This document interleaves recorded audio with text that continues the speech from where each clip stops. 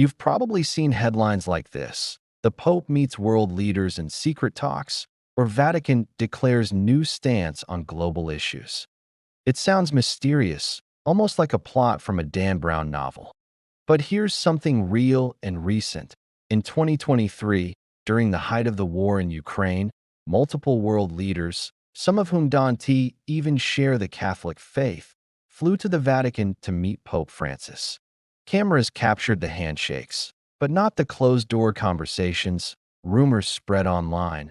Why is the Pope involved in war negotiations? After all, the Vatican is tiny, less than half a square kilometer, smaller than many shopping malls.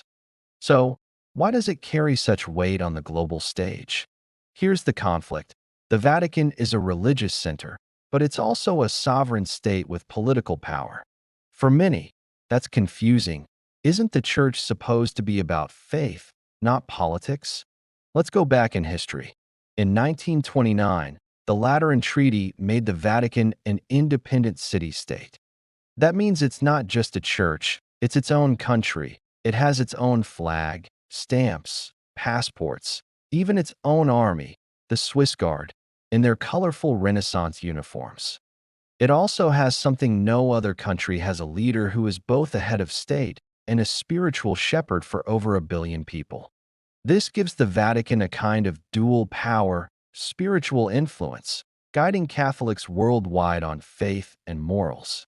Diplomatic influence, using its neutrality to act as a bridge between nations, especially in conflict.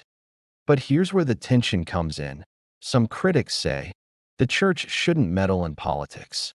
Others argue the Vatican's political role is exactly what allows it to defend human rights, speak for the poor, and broker peace. The Holy See, this is the official term for the Pope's government, maintains diplomatic relations with over 180 countries. That's more than the United Nations itself. It often plays a quiet but crucial role, arranging prisoner exchanges, mediating peace talks, and raising moral questions in global policy. Therefore, when we see the Pope meeting with presidents or prime ministers, it's not because he's running a political campaign. It's because the Vatican uses its unique position to be a voice of conscience in a world where politics often ignores morality. Think about it. When two countries at war refuse to speak to each other, they might still trust the Vatican as a neutral messenger. When world leaders debate climate change, the Vatican can influence millions by framing it as a moral, not just political, issue. When human dignity is at stake, whether in war, poverty, or injustice, the Vatican has both the pulpit and the passport to address it. So why does the Vatican have political power? Because in our divided world, it's one of the rare institutions that can walk into a room with kings, presidents, and activists alike and remind them of something deeper than power: the call to serve the common good. Yes, it's small.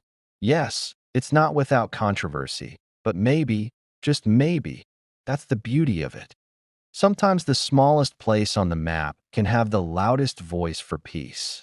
If you've ever wondered whether the Church should have this kind of influence, remember, without the Vatican's unique role, many humanitarian breakthroughs and peace negotiations might never have happened. And in a time when politics is often about winning, maybe we still need a place that's about reconciling.